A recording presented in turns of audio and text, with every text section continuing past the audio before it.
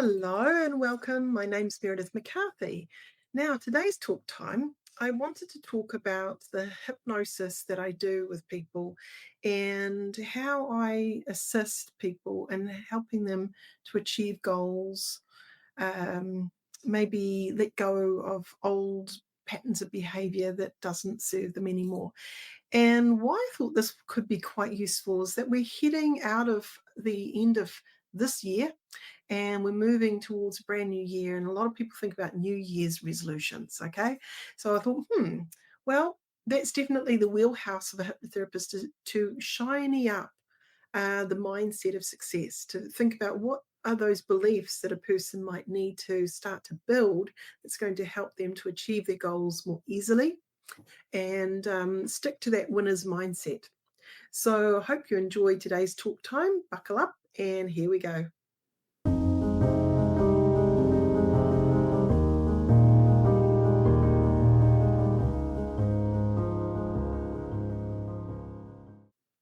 Now, when I think about the mindset, and most of my clients that come in are struggling with that mindset of success. They have seen in the past that they've fallen short of being able to achieve a goal, maybe not just once, but maybe a number of times. And that's where they kind of get that prod. Maybe I need help. Maybe I need to go and see someone and get support to achieve this thing. I had a guy that rang me up yesterday actually, and he said, "Oh, I was just wondering, how hypnotherapy works." And I said, "Well, what is it that you would want help with?"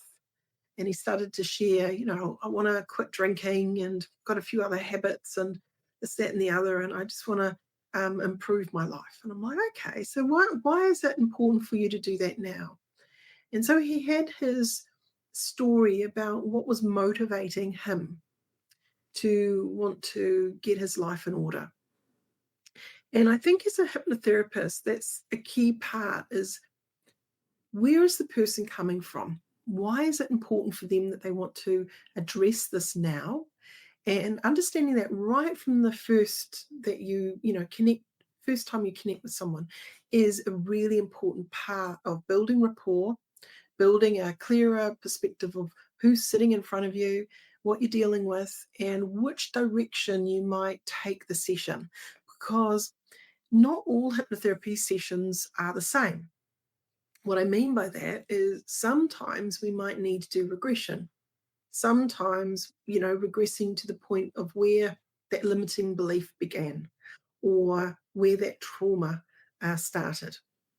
So some hypnotherapy sessions might need that to help a person to clear the block to be able to then feel the ability rise to achieve that goal more easily. If it's more about getting organized, like they're just not really worked on that aspect of their life before and they want to get fit and healthy, but there's no big blocks per se. They just want to shiny up that mindset of success. It may not need regression. It may be that you're working with that client in a different type of way where you're ego strengthening their belief to not only take action but follow through.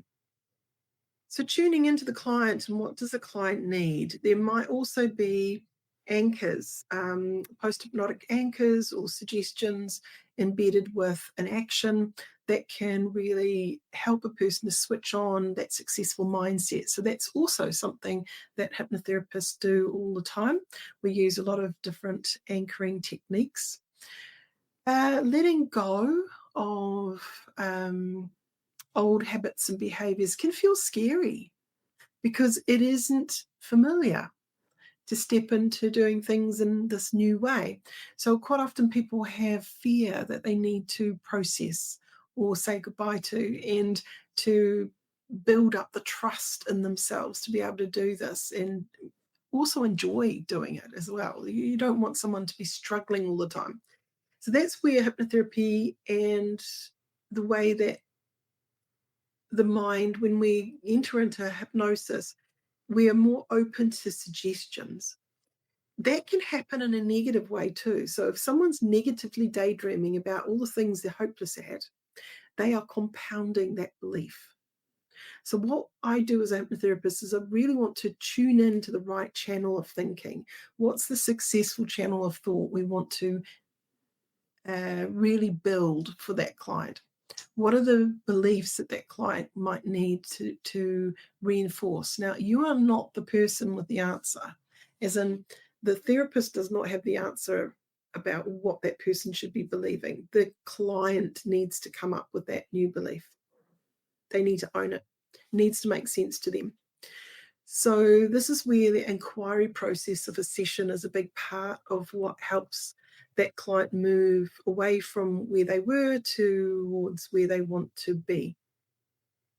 At the end of a session, it's very powerful because often they have a breakthrough. They have those aha moments. You've got to journey them in a way that helps them to self-actualize. So they are owning their process. If you are forcing it, just using direct suggestion alone, and you haven't built up proper connection with the client or understanding, and you're just doing more of that style of from now on you are a non-smoker, and every time you see da da da da, and you haven't actually asked the client how they want that experience to be, and you're assuming something upon them, you might not quite get it right.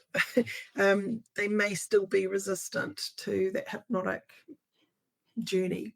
Some people come in to have that more authoritarian styled hypnosis. And if that is a match to what the client wants, then go for gold. You can definitely do the old sort of direct suggestion to that kind of client. Many times, though, in this modern world that we live in, people want to feel heard and understood. They don't want to feel like you're pushing them before it's time. So you've got to pace with the client. You've got to read the room.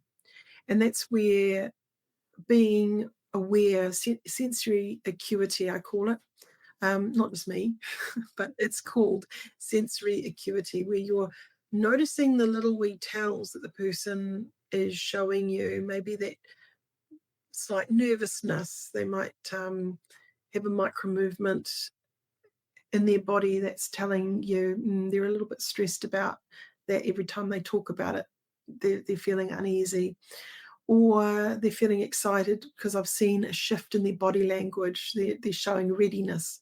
So all of these things are quite useful as a therapist to tune into.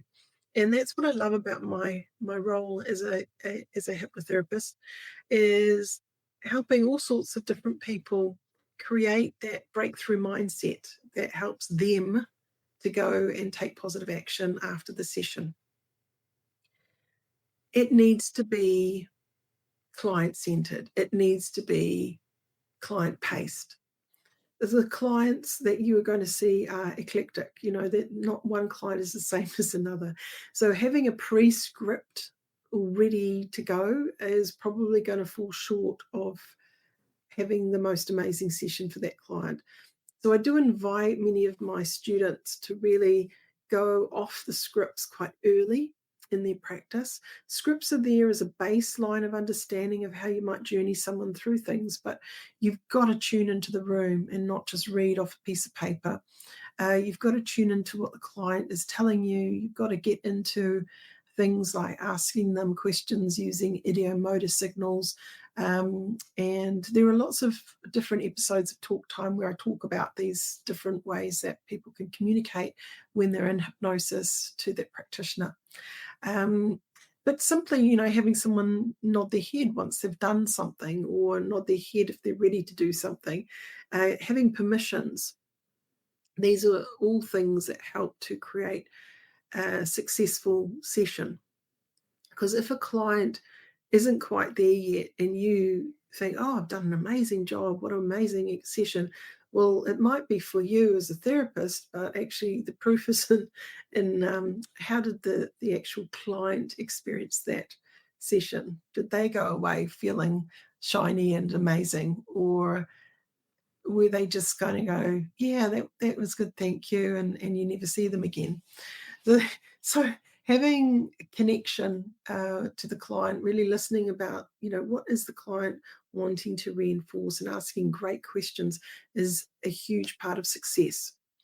When a person says out loud, I am ready for this, this, and this, and it's going to make me feel positive and happy and reassured, whatever those feelings are, as soon as they give voice to it, it's that much more real. They are consolidating it in their mind. It feels more like something that's being constructed clearly, so then they can take action on it. Many times people have not said out loud fully what they want. So giving them space to do that, whether it's in the formal hypnosis part or in the pre-talk, people go into natural conversational hypnosis anyway when you're talking to them. So as soon as you get them to describe, what would that be like if you could achieve that goal? Tell me. Imagine as if you were there now. Tell me what would have changed. They are in hypnosis. They are going there and they are telling you their vision of what success looks like. That is gold. This is where, as a practitioner, you can really begin to utilize the client's word, the client's vision within the hypnotic space. If you're interested in getting some help to gain momentum with your own New Year's resolutions and you'd like to trial a bit of a hypnotherapy session, get in touch.